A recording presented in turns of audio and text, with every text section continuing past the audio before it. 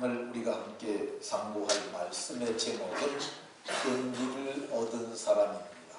먼 따라 하십시다. 용기를 얻은 사람. 네, 옆 사람과 서로 인사하면서 이렇게 서로에게 복을 빌어줍니다. 낙심하지 말고 용기를 내어서 아름답고 행복하시기 바랍니다.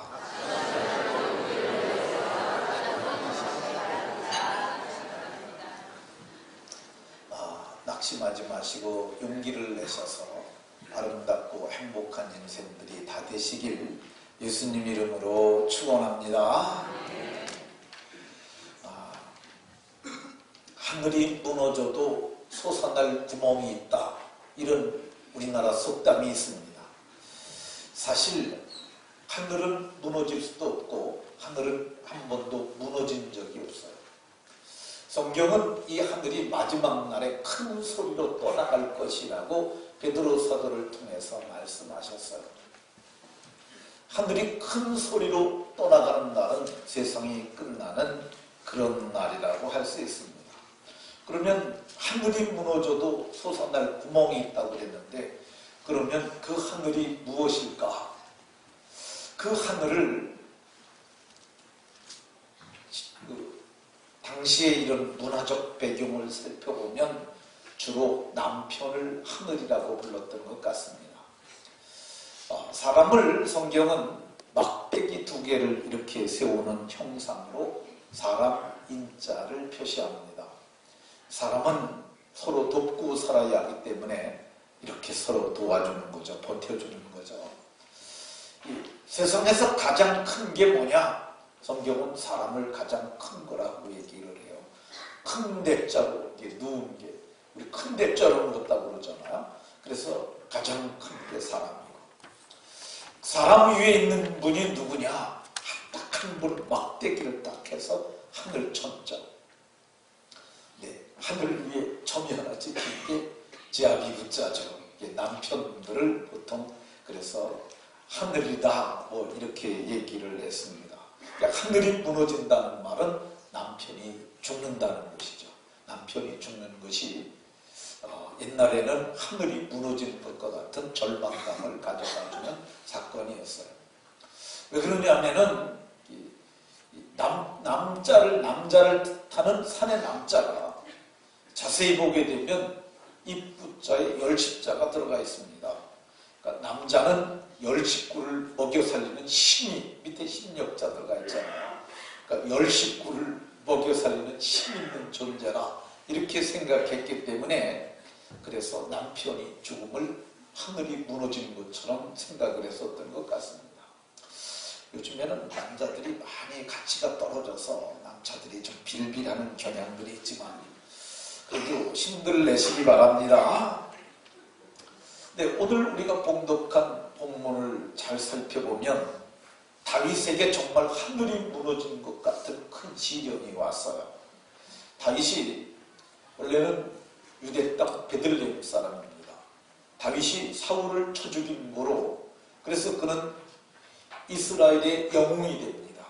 그런데 다윗이 이스라엘의 영웅이 된 것을 사울이 두려워하고 다윗을 죽이려 해요. 그래서 그가 도망한 것이 광야입니다.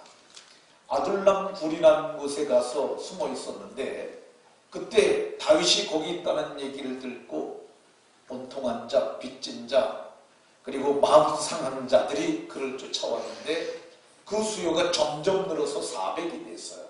그리고 나중에는 600이 됐습니다. 무리가 많아지니까 사울이 더 두려움을 느껴서 군대를 가지고 그를 쫓아옵니다. 그래서 그가 다른 나라로 도망을 갑니다. 다른 나라로 도망을 갔는데 거기가 어디냐면 블레셋이에요. 블레셋 왕 아기스라는 사람에게 붙어서 그가 있었는데, 거기서 그가 살았던 기간이 1년 4개월 정도를 거기서 지내게 되었다고 얘기를 합니다. 근데 어느 날 아기스도 왕이 그에게 불렀어요. 우리 땅에 와서 네가 이렇게 그냥 빌붙어 있지 말고 우리를 위해서 네가 전쟁에 참전을 해라. 그래갖고 그를 갖다 불러들였어요. 이거를 용병이라고 합니다.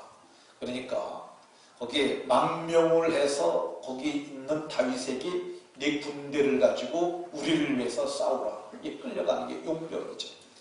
그래서 다윗이 600명을 이끌고 갑니다. 근데 거기 실제 전장에 참전하려고 했는데 이 아기스 왕의 대신들이 저 사람은 안 된다고 합니다.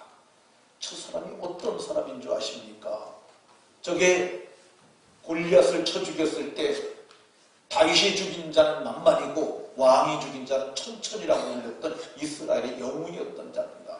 잘못하면 위험할 수 있으니까 저 사람은 안 됩니다. 돌려보내십시오.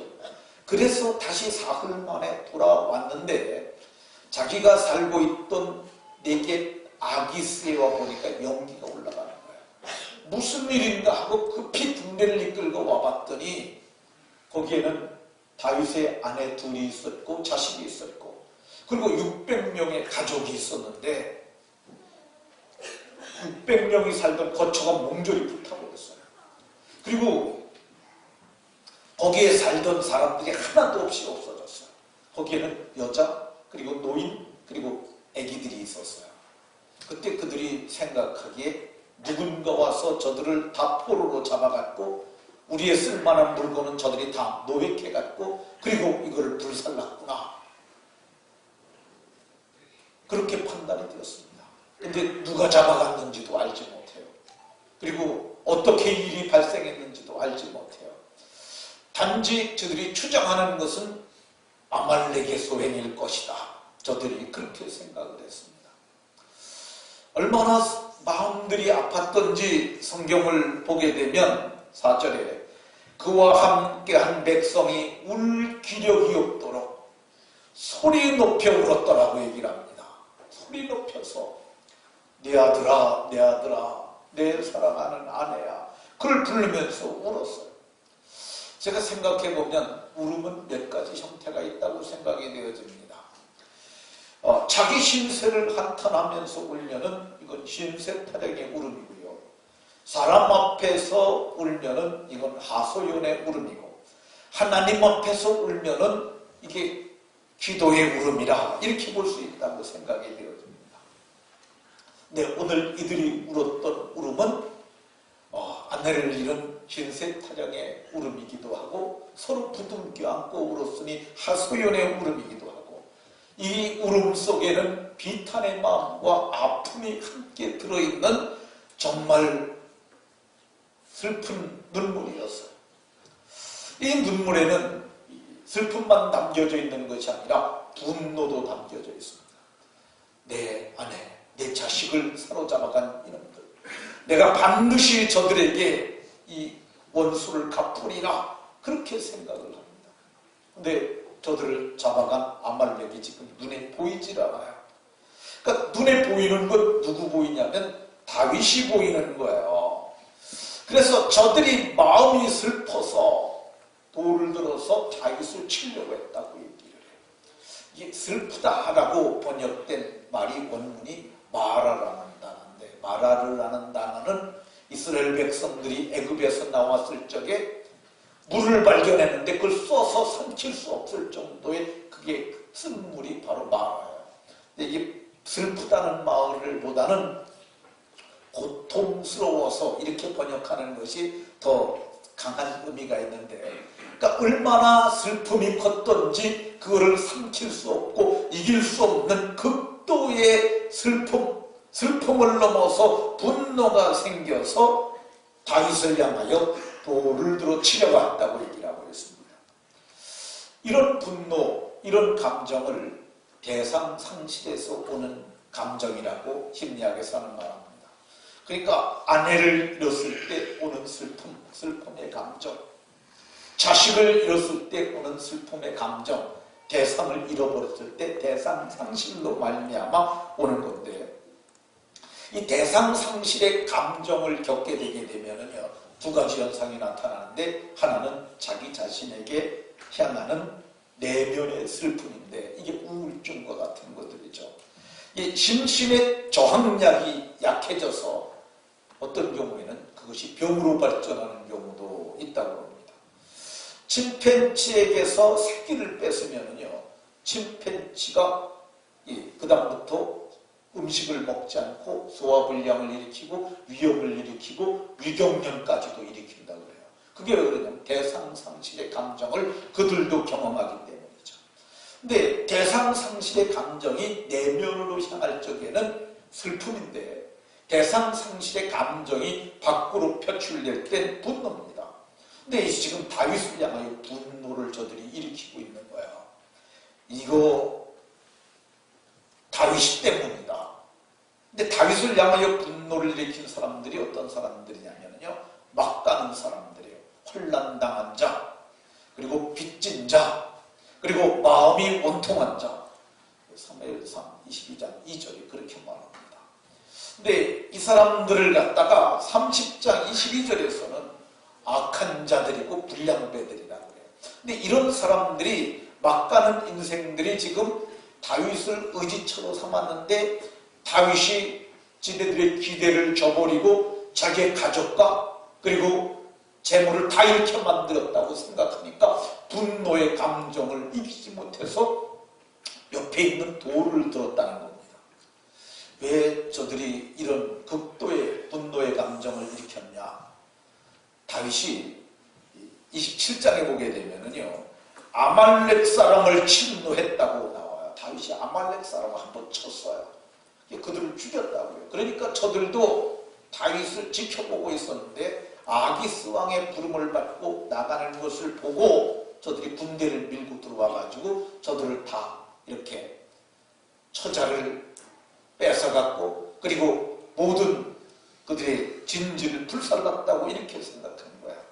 그러니까 다윗이 잘못한 게 아기스 왕이 불러도 한 100명이든지 200명이든지 좀 남겨놓고 갔으면 지킬 수라도 있었는데 몽졸이 닭 데리고 가가지고 지키지도 못하는 것이 다윗 책임이고 오늘 우리가 당한 시련은 다윗 까닭이다 생각해서 돌을 들었다고 얘기를 하고 있습니다. 참으로 다급한 상황이죠. 한 명이 그런 감정 표출을 시작을 하니까 맞아 이건 다윗 때문이야 라고 다 돌을 들고 일어서는 거야. 우리는 이 상황에서 세 가지 정도 가상 상황을 상정해 볼 수 있어요. 하나는 다윗이 아무 말도 못하고 돌에 맞아 죽는 거죠. 이건 최악의 상황입니다. 두 번째는 다윗이 야 이거 큰일 났구나. 낌새를 채고 36개 주랭랑을 치는 거죠. 우선 위기는 소나기는 피하고 보자. 그리고선 위기를 모면하는 방법이죠. 또 하나는 용기를 내가지고 저들을 향하여 말로 설득을 하고 저들에게 대안을 제시하고 저들과 함께 이런 가족을 찾자고 설득하는 방법이죠. 이게 우리가 상정해 볼 수 있는 세 가지 상황이라고 생각이 되어집니다. 그러나 어느 것조차도 쉽지 않습니다. 우리도 살다가 보면 이런 한계 상황, 도저히 극복하기 힘든 그런 위기 상황을 만날 때가 있어요. 근데 이 위기 상황을 극복하면 그게 복이 되는데 위기 상황을 극복하지 못하게 되면 파멸하는 경우도 많아요. 그러니까 우리는 위기 상황이 오더라도 우리가 먼저 생각해야 될 게 뭐냐면 파멸로 가는 그 한계 상황, 그 한계 상황은 상정조차를 하지 말아야 합니다. 많은 사람들이 까짓거 뭐 죽어버리면 되지 이런 말하는 사람들 많아요. 근데 이거는 절대 해서는 안 될 말이고 옳은 방법이 아닙니다. 이번 달 3일입니다. 경북 포항에서 한 아파트에서 어머니와 딸이 죽었어요. 근데 실제 죽은 것은 한 두세 달 전으로 보여집니다. 왜 그러냐면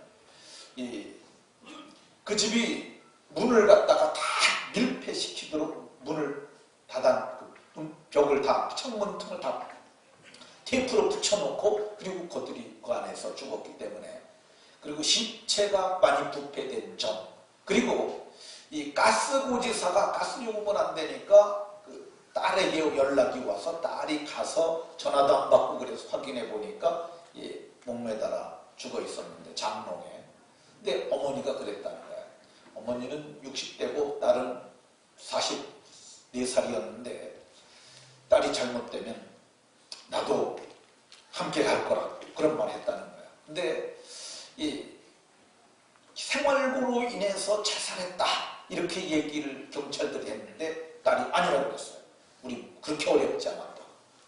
근데 상황을 갖다가 이제 딸이 얘기하는 것으로 봐서 딸이 먼저 장롱문을 열고 목을 매서 자살을 했는데 그걸 보고 있던 어머니가 대상상실을 한 거죠. 내가 얘 하나 바라고 살았는데 얘가 이렇게 죽었으니 그래서 나도 같이 따라주겠다고 계획적으로 창문 틀에다가 다 테이프로 밀봉을 하고 어머니도 거기다 장롱에 거기다 목을 메고 죽었다 이렇게 얘기를 했다고 했는데 그 말이 맞는 것 같습니다. 대상상실의 감정이 그 위기를 극복하지 못하니까 파멸로 온 거예요. 지난달 30일에도 인천 남구 주안동 한 빌라에서 어머니와 딸이 죽었어요. 딸은 12살. 그리고 옆에 보니까 아버지도 죽어 있었어요. 근데 한꺼번에 죽은 것이 아니라고 판단을 했어요. 왜 그랬느냐면 12살짜리 딸이 유서를 남겼는데 그 내용이 그렇습니다. 아빠, 엄마하고 우리 먼저 가요. 서운해하지 마세요. 밥 잘 챙기시고 건강하세요. 이렇게 썼으니까 아버지는 함께 죽은 게 아니죠. 근데 보면 아버지도 함께 죽어 있었어요. 근데 그거를 경찰들이 추정하기는 이 모녀가 죽은 것을 보고 아내도 죽고 자식도 죽었으니까 대상상실을 한 거야. 나 혼자 살면 모르냐. 그래가지고 연탄불 피워놓고 거기서 죽었다고 이렇게 말을 했는데 대상상실의 슬픔을 이기지 못하고 죽은 그런 사례가 있습니다. 홀무즈라고 하는 아주 유명한 심리학자가 있는데 그 사람이 스트레스 값을 매겼어요. 어떤 것이 스트레스를 가장 많이 받느냐. 근데 가장 높은 스트레스의 값은 배우자가 죽었을 때 가장 많이 스트레스를 받는다고 해요. 두 번째는 이혼, 세 번째는 별고, 그리고 기타 자녀들의 문제가 이렇게 대상상실의 강정을 긋고 스트레스를 주게 되는데 이런 대상상실의 위기를 극복하지 못하게 되면 파멸할 수 있다고 이렇게 학자들은 얘기를 합니다.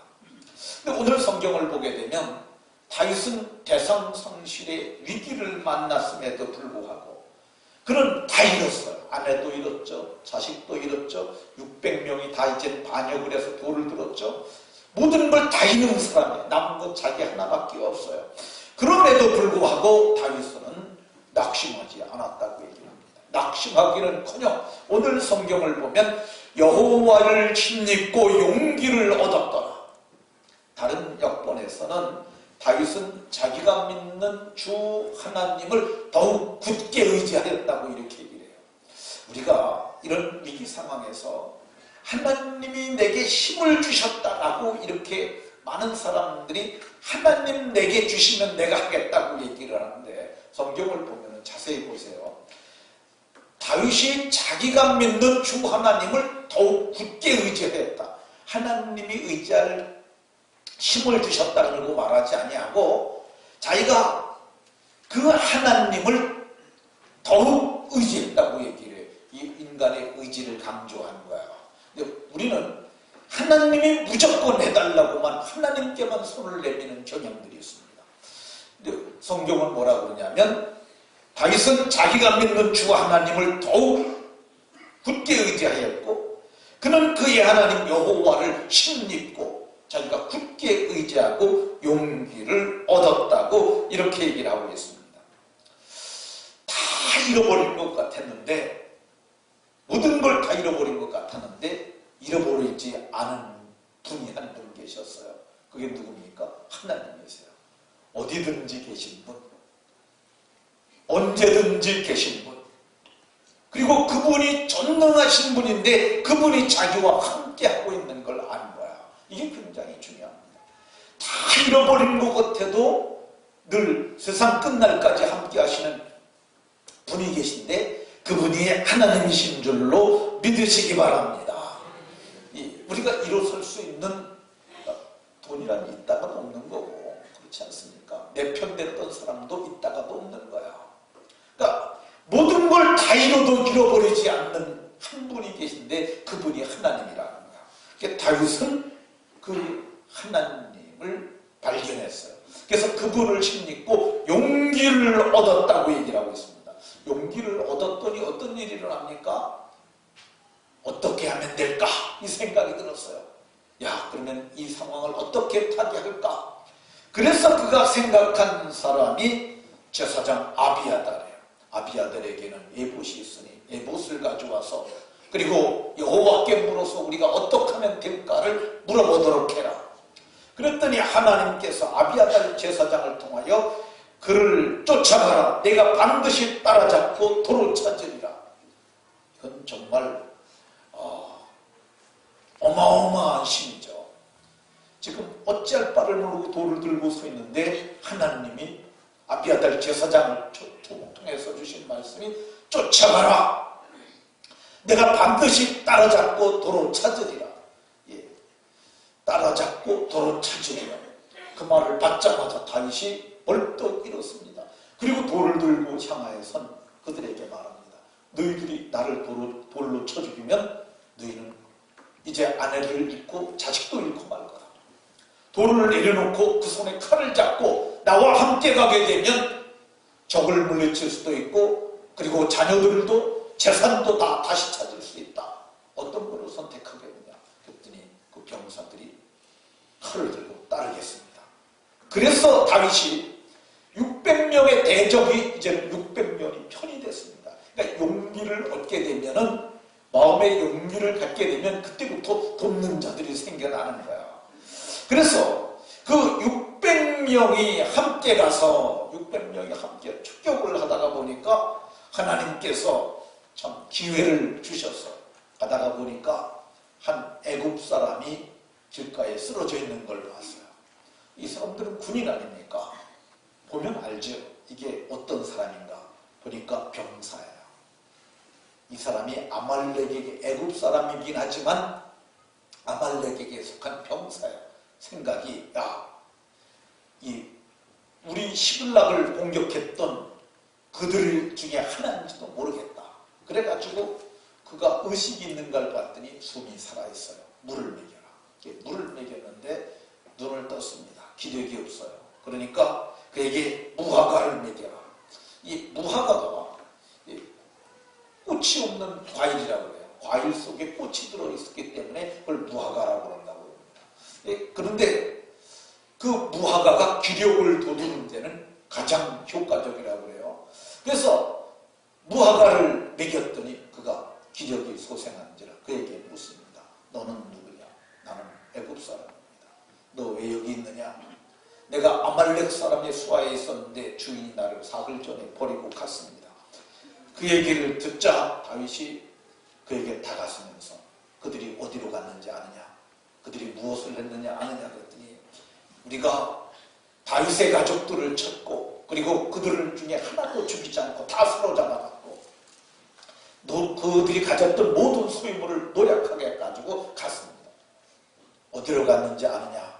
그때 그 아말렉 사람의 수하였던 그가 조건을 제시합니다. 그냥은 못 가르쳐줍니다. 어떻게 하면 되겠느냐 했더니 나를 죽이지 않겠다고 당신의 하나님의 이름으로 맹세를 하십시오. 그러면 내가 가르쳐주겠습니다.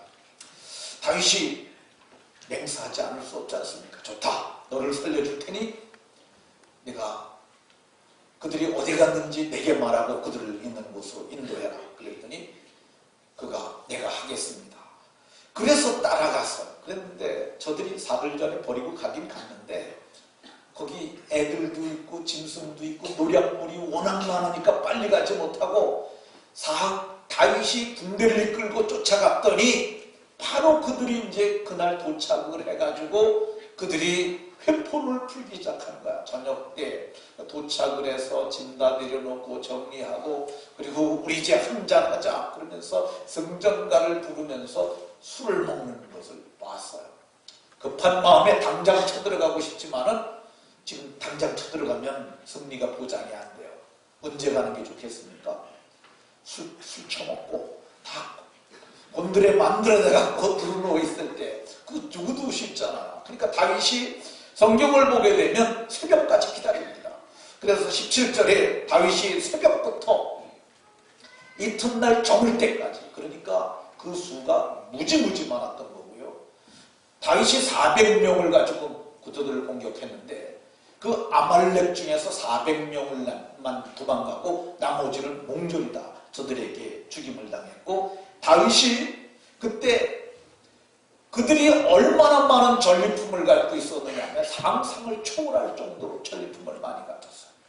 근데 그 전리품을 다윗이 다 취합니다. 그리고 그걸 갖다가 유대의 장로들에게, 성경을 보게 되면 26절에 보면 전리품을 그의 친구 유다 장로들에게 보내어 그들에게 다 나눠줍니다. 근데 다윗이 아주 잘한 거죠. 다윗이 낙심하고 주저했더라면은 그는 파멸에 이르렀을 텐데 그 용기를 내어서 일어났더니 마침내 가족을 구하고, 그리고 전리품을, 자기들의 소유물을 다 찾고 수많은 전리품을 넣고, 그 전리품이 너무 많아가지고 유다의 장로들에게 보냈더니 유다의 장로들이 그걸 받고 감동을 합니다. 야, 다윗은 보통 사람이 아니야. 저 사람이 정말 왕이 되면 좋겠다. 어떤 왕은 왕이 되면 자기 혼자 잘 먹고 잘 살자고 다 챙기는데 다윗은 전쟁에 새긴 전리품을 놓아주는 거야. 그걸 보고 저들이 감동을 받고 금세 이제 때가 되니까 다윗을 남방 유다의 왕으로 추대를 하지 않습니까? 그러니까 이 위기 상황이 나쁜 것만 아니에요. 위기를 만나지 않았다면 다윗은 왕이 될 수도 없었을 거예요. 위기를 만나지 않았다면 이 승리를 맛볼 수도 없었을 거예요. 근데 다윗은 위기 상황에 좌절하지 않고 용기를 내었더니 위대한 승리, 위대한 사람이 되고 위대한 나중에 왕이 될 수 있는 기초를 만들었던 것을 볼 수가 있습니다. 우리가 세상을 살다 낙심할 수 있는 상황이 올 수 있습니다. 그래도 낙심하면 안 되는 줄로 믿으시기 바랍니다. 낙심하면 망하는 거예요. 많이 들어서 아는 얘기입니다만 민수기 13장에 보면 가데스 바네아라는 곳에서 모세가 이스라엘 12지파의 두령들을 소집하고 너희들 지파마다 한 사람씩 탁월한 사람을 뽑아내라. 그래 그들을 가지고 이제 하나님이 우리에게 주시며 약속한 땅을 정탐하게 하자. 그래서 그들에게 40일이라는 기한을 한정해주고 12명이 가게 합니다. 12명이 가서 그 땅을 보고 왔는데 그들이 와서 보고하는 것이 달랐어요. 갈렙과 여호수아는 우리가 보고 온 그 땅은 정말 젖과 꿀이 흐르는 기름진 땅이라. 우리 가서 올라가게 되면 그들을 능히 취하리라. 그들은 우리의 밥이라. 요즘 옛날 성경은 밥이라 그랬는데 요즘 성경은 우리의 빵이라, 떡이라 그랬나. 어쨌든 그렇게 얘기를 했어요. 제가 보기엔 밥이 더 좋은데. 왜 그러냐면 쌀은 가공을 해야 되는 거고 밥은 그냥 숟가락만 가지면 되는 거잖아요. 근데 왜 그게 밥이 맞냐면은 하나님이 그들에게 파지 아니한 우물을, 심지 아니한 포도를, 짓지 아니한 집, 물건이 가득한 걸 주셨으니까 그건 정말 밥이 맞는 거죠. 밥이라 그랬는데 나머지 10명은 아니라 거기가 좋은 땅은 맞다. 젖과 꿀이 흐르는 건 맞다. 그러나 성읍은 그놈들이 얼마나 키가 크고 장대한지 12cm 하늘에 닿게 성벽을 쌓았고 그들을 보니까 그들은 네피림의 후손이요 아낙의 자손들이라 모두가 거인이라. 신장이 장대하니 우리가 능히 저들을 이길 수 없고 우리와 그들을 비교해보니까 우리는 메뚜기 같다. 자기들의 자화상을 스스로 자기들을 낮추기를 메뚜기로 이렇게 격화시켰어요. 그 결과 무슨 일이 일어납니까? 14장 1절에 보면은 온 회중이 소리 높여 부르짖으며 밤새도록 통곡했다고 얘기를 합니다. 왜 통곡했습니까? 애굽에는 집도 있고 애굽에는 노예 생활을 할 망정 먹을 것이 있었는데 지금 다 광야에 나와 있잖아요. 집도 없죠. 농사도 못 짓죠. 갈 땅도 없죠. 그러니까 절망적이라고 생각하고 그들은 울었어요. 하나님은 말씀하시길 너희를 위해서 주겠다고 그랬는데 그 믿기만 하면 되는데 믿지 못하고 낙심하고 그랬어요. 그 결과가 무엇입니까? 파멸이죠. 파멸. 하나님이 그 말을 듣고 진노하셔서 내가 너희들이 말하는 거 다 들었는데 내가 들은 그대로 너희에게 갚아주리라. 들린 대로 행하리니. 그래서 하나님께서 너희들이 사로잡히라고 했던 그 20세 이하는 다 들어가겠지만 20세 이상은 다 광야에 엎드려서 죽는데 너희들이 40일 동안 탐지했으니까 하루를 1년으로 쳐서 40년 동안 너희는 광야에서 유리하게 될 것이라. 그리고 악평을 하고 원망했던 그들은 광야에서 다 재앙으로 죽고 정말 갈렙과 여호수아를 제외한 40세, 20세 이하, 그러니까 60세까지만 마침내 약속한 땅에 들어갔던 것을 볼 수가 있습니다. 낙심은 하나님이 우리에게 주시는 게 아니에요. 여러분들이 분명히 알아야 될 게 낙심은 하나님께로부터 오는 것이 아닙니다. 성경에는 낙심하지 말라 이런 말이 있지 낙심해라 이런 말이 없어요. 하나님은 낙심하지 마라. 너희들 낙심만 하지 않으면 내가 다 해주겠다는 거야. 도와주겠고 일으키겠고 승리하게 하겠고 재물도 찾아주겠고 영광도 다시 너에게 주리라. 근데 사람들이 낙심하는 거야. 낙심은 하나님께로부터 오는 것이 아니라는 걸 알아야 합니다. 그래서 성경은 선을 행하다 낙심하지 말지니 환난을 당해도 낙심하지 말지니 낙심하지 말라고 얘기를 하고 있습니다. 낙심하지 아니하면 좋은 일이 있고 복이 될 줄로 믿으시기 바랍니다. 한 사람 얘기하고 마치도록 하겠습니다. 황보태조라는 사람이 있어요. 이분이 강연 백도시라는 곳에 나와서 강연을 했는데 사람들이 엄청나게 감동을 받았어요. 그리고 이 사람이 이제 명예를 얻게 됐는데 이 사람 강연을 들었던 사람이 전국에서 초청을 해갖고 지금 명강사로 지금 다니면서 강의를 하고 있는 사람입니다. 근데 이 사람의 강연이 감동을 주는 이유가 뭐냐면 낙심하지 않고 했더니 좋은 일이 있더라는 것이죠. 그 좋은 일이 뭐냐면 자녀교육을 잘한 거야. 그분이 자식을 첫 번째 자식은 서울대 의대 최우수 졸업을 시켰고요. 둘째는 경북대 의대 장학생, 셋째는 포항공대 화학과 수석, 넷째는 카톨릭 대학교 약대생, 그리고 다섯째는 서울대 의대 특차 합격생. 자식 다섯이다. 뭐 이 정도 되면은 좀 자식 잘 길렀다고 말할 만하지 않습니까?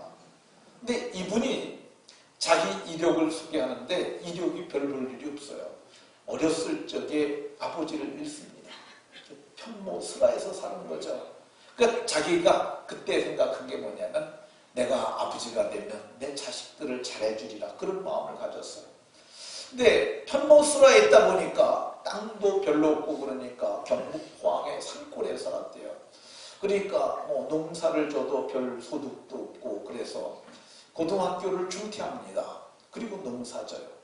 그러다가 한 여인을 만나서 결혼을 하고 아기를 낳습니다. 근데 아기를 낳았을 때 첫 번째 한 말이 하나님이 우리에게 참 좋은 선물을 주셨다. 잘 기르자. 부부가 그렇게 말하고 약속했다는 거예요. 근데 이게 시골이니까 한계가 있잖아요. 애들이 뭐 산이나 보고 이렇게 다람쥐나 보고 그러다 보니까 애들을 잘 기를 환경이 아닌 거야. 그래서 남편이 결단을 해야 됩니다. 여보, 내가 서울 가서 자리를 잡을 테니까 그때까지 애들 오고 있으시오. 내가 가겠다고. 그래서 아내를 시골에다 두고 어디를 가냐면 서울대학교 앞에를 갑니다. 왜 그러냐면 자기 꿈은 자기 자식을 서울대 보낼 계획을 갖고 있었으니까. 근데 서울대학교 앞에 왔는데 뭐 별게 없잖아요. 40년 전에 옛날에 뭐 먹고 살 거리도 별로 없었는데 그때 서울대학교에서 건물을 하나 짓고 있더래요. 자기가 거기에 그 벽돌찜을 짓는 노동기를 택합니다. 거기서 2년여 정도를 벽돌찜을 지면서 일을 해요. 다른 사람들은 그냥 할 수 있거든 대충 오고 품삯만 받으려고 그러는데 자기는 아니라는 거야. 자기는 어떻게 했느냐면 성실하게 했다는 거야.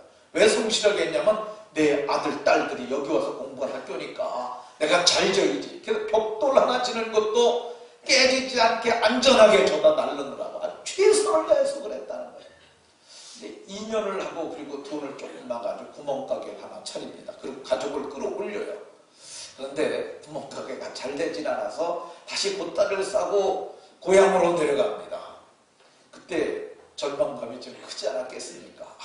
이건 참 내가 여기 와서 우리 자식들을 서울대 보내려고 그랬는데 이게 안 되는구나. 그래서 어쨌든 다시 고향에 내려와갖고 땅도 1300평밖에 없어요. 그래서 거기서 농사를 지면서 어쨌든 자녀를 가리키기 시작을 하는데 자기가 생각을 하고 서울대 밑에서는 못 가리켜도 여기서 내가 한번 가리켜보자. 자기 나름대로 애들한테 글씨를 가리키는데 어떻게 하면 애들이 글씨를 잘할까? 편지 쓰는 걸 그런 거 방법으로 해서 글씨를 익히게 하고요. 그리고 또 애들한테 수개념은 시장놀이를 합니다. 시간이 많으니까 뭐 땅도 조금밖에 없고 할 일을 없고 그러니까 딸하고 시장놀이 하면서 거래를 통해서 이 숫자를 익히게 되고 영어까지도 그렇게 가르쳤다고 그래요. 어쨌든 그래서 그 자식들이 마침내 보게 되면 모든 명문대를 다 들어가고 자기 나름대로 황보태조 교육법을 발견하게 됩니다. 그래서 그 사람이 책도 지금은 2권이나 냈다고 그래요. 근데 그분이 시골로 내려왔을 적에 내 아들은 내 자식들은 다 틀렸다 이제는 그렇잖아요. 시골에 학원도 없지 뭐 그런데 틀렸다. 나무나 보고 다람쥐나 보고 그러면서 애들이 무슨 교육이 되겠느냐고 주저앉았더라면 그 딸들은 농부의 아내가 되었을 가능성이 많고 그 자식들은 뭐 그리 이렇게 훌륭하게 자라지 못했을 수도 있었을 것입니다.